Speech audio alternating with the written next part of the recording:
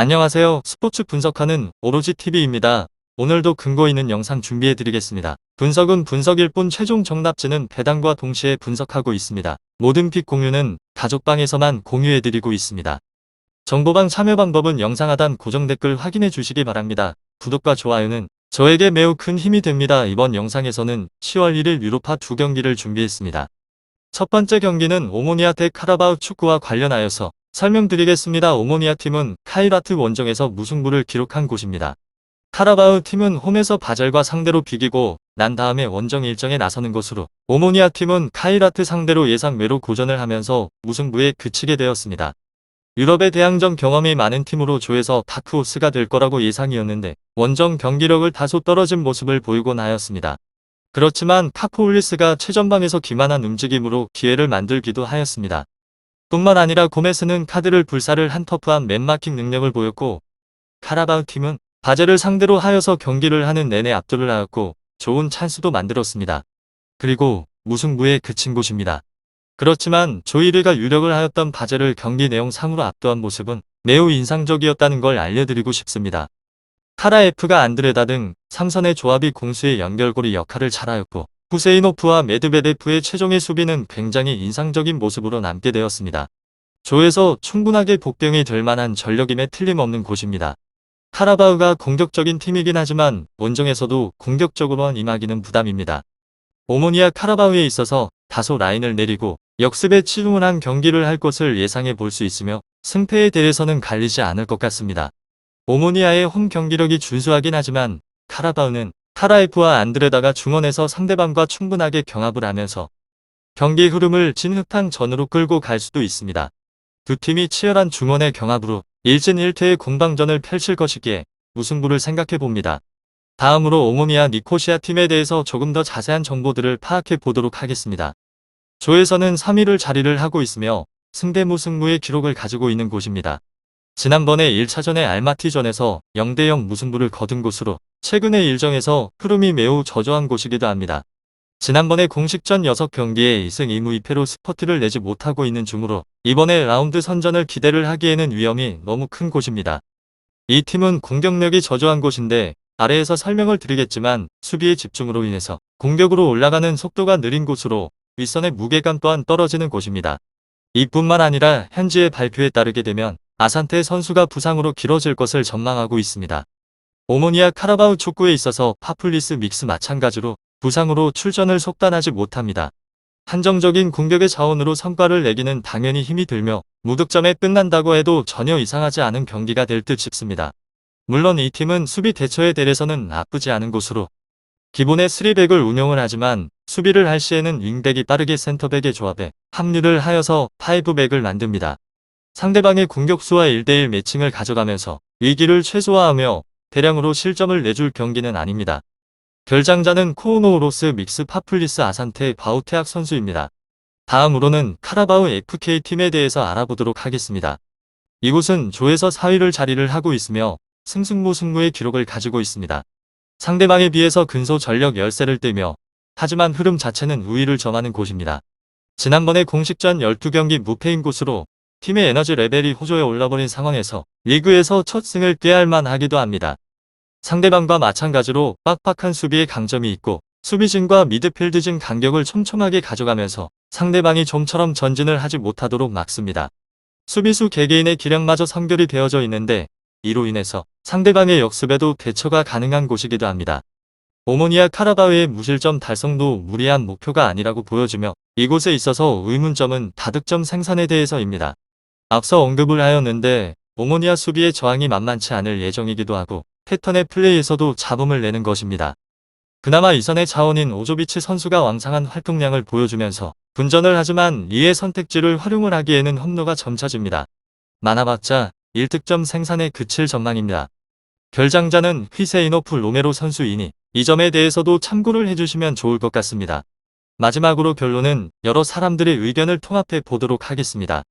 오모니아 팀이 상대방을 올가맬 준비를 마친 상태로 수비 대처에 있어서는 나쁘지 않은 곳이지만 최근의 일정을 따져보게 된다면 공격의 기복이 굉장히 큰 곳으로 결과물에 있어서 아쉬운 성과가 반복이 되는 곳입니다.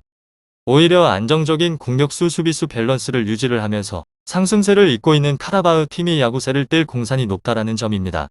오늘은 오모니아 카라바오 축구에 대해서 알아보게 되었는데 이번 주에도 굉장히 많은 경기들이 있습니다. 내 생각처럼 모든 정답이 맞았으면 좋겠지만 그렇지 못한다고 하는 것이 굉장히 고민이 되는 일입니다. 확실한 답이 아닌 답과 가깝게 접근을 하고 싶다라고 하시는 분들은 언제든 편하게 연락 주시면 좋을 것 같습니다. 피테서 스타드렌 축구와 관련하여서 비테세 팀은 처음의 경기에서 무라를 제압을 하였으며 렌팀은 토트넘과 승부를 가리지 못하였습니다. 비테세 팀은 무라 원정의 경기에서 프론스타드의 선제골과 다니로 도에키 선수의 추가골로 승리를 하게 되었으며 리그에서 시즌의 초반에 출발이 부진하였다는 이유로 나름 의미가 있는 승리였습니다.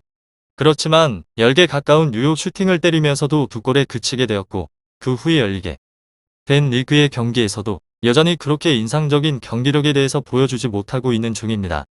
프레데릭센이 기대만큼 팀에 적응을 하지 못한 상황으로 탄나네의 영향력도 떨어진 상태입니다. 다음으로 렌팀은 처음의 경기에서 토트넘을 상대로 앞서간 곳입니다. 동점골을 허용하며 무승부를 기록을 하였고 그래도 최근에 리그와 컵 대회를 병행을 하면서도 탄탄한 전력으로 좋은 경기를 진행 중입니다. 산타마리아 타이트 등의 선수들의 중앙의 3선의 조합이 중원을 잘 지탱을 하고 있는 중으로 나보로드 쥐라시를 지원을 하며 팀의 공격의 작업을 이끌고 있는 중이기도 합니다. 그리고 그의 개인의 능력 또한 상대방의 수비에 있어서는 부담을 준다는 점입니다. 피테서 스타드렌 이 두 팀에 있어서 제가 생각을 하였을 때 렌이 승점을 딸 수 있을 것 같은데 주말에 리그 홈경기가 준비가 되어 있는 상황으로 상대가 8승 무패로 리그에서 1위를 달리고 있는 파리기에 전력을 다한다고 해도 승점을 장담을 할 수는 없습니다. 유로파 컨퍼런스의 주전을 돌리고 난 다음에 리그의 로테이션을 가동을 할 가능성을 크게 보고 있고 비테세는 반면에 순위의 싸움을 해야 하는 페이노르트전에 나서기 때문에 이 경기에 전력을 다하기는 어렵습니다. 베로와 바조에르 오펜다 등이 휴식을 취할 수도 있다라고 생각을 하시면 좋을 것 같은데 단 비테세의 홈이고 역시나 후반전의 교차로 주축의 선수들이 들어올 수 있기에 승리까지는 어렵습니다. 무승부일 확률이 굉장히 높으며 두 팀이 비슷한 전력의 팀의 상대로 조심스러운 경기 운영을 할 것이기에 이렇게 결론을 내려봅니다. 다음으로는 비테세 아르넘 이곳에 관하여서 조금 더 쉽게 파악을 해보고 싶게 된다면 조에서는 1위를 차지를 하고 있으며 승승패승무의 기록을 가지고 있습니다. 지난번에 1차전 무라전에서 2대0 승리를 따내고 난 뒤에 쾌조의 출발을 알렸습니다.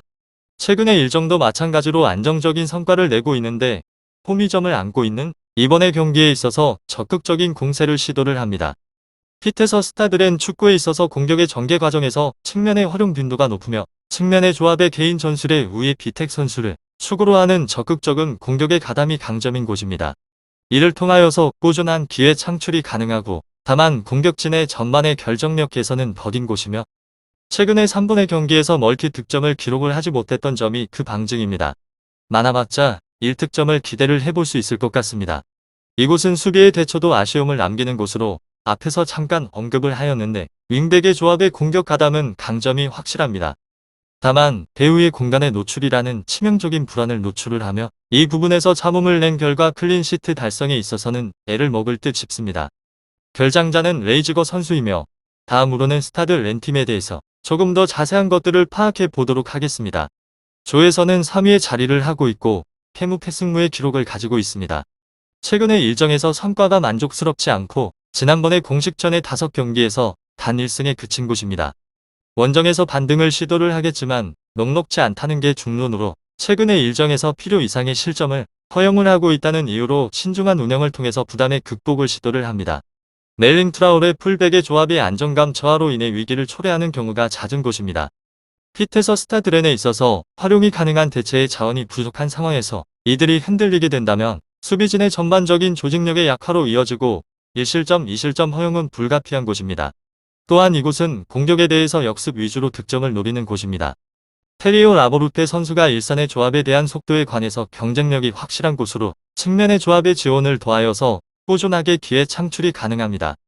비텟의 측면의 배후 공략을 집요하게 가져가면서 득점에 대한 생산도 노려봅니다. 결장자는 젤린과 도쿠 선수이며 마지막으로 홈 2점을 앞세우고 있는 비텟의 님이 상대방을 몰아칠 준비를 마쳤다는 의견에 관해서 알아보도록 하겠습니다. 측면의 조합의 공격 가담이 상당하긴 하지만 이것이 오히려 후방의 배후 공간의 노출이라는 양날의 검으로 작용을 한다는 것입니다. 스타드 렌 역시나 마찬가지로 풀백의 조합의 수비력이 아쉬운 상황에서 건실하게 경기력 구현에 애를 먹을게 자명합니다. 무승부가 될 것 같다는 의견이 무척이나 많이 있으니 참고해 주시면 좋을 것 같습니다. 최근의 맞대결에 대한 값은 처음 치르기에 다른 정보가 없으며 핏에서 스타들은 축구뿐만 아닌 다른 경기에 관하여서 어느 곳이 이길지 확실히 답을 얻지 못하겠다. 그러면 언제든지 편한 시간에 연락을 주시게 되면 답변 해드리도록 하겠습니다.